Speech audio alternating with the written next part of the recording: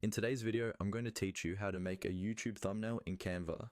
By the end of this walkthrough, you'll know exactly how to start a thumbnail design, choose the right size, and quickly customize it so it matches your video and your channel style. First, go ahead and open Canva in your browser and make sure you're logged into your account. Once you're on the main dashboard, look over to the left-hand side of the screen. You'll see a sidebar with several options. Find and click on the button that says Create a Design. This is where you start almost any project in Canva, and it tells Canva what kind of layout and size you want to work with. When you click Create a Design, a menu will pop up with different suggested formats.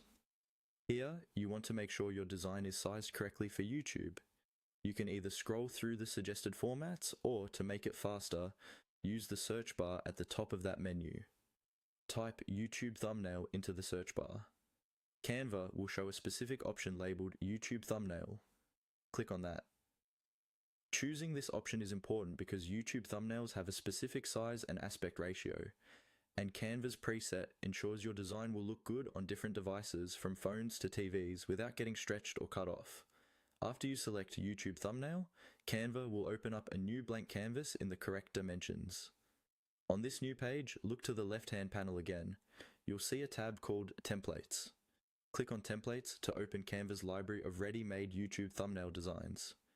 Using a template is a great way to save time, especially if you're not a designer or you just want a quick starting point.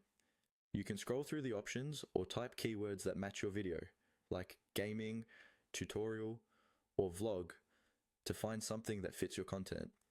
When you see a design you like, click on it, and it will automatically apply to your blank thumbnail. From here, you can fully customize the template. Double-click on any text to change the title to match your video.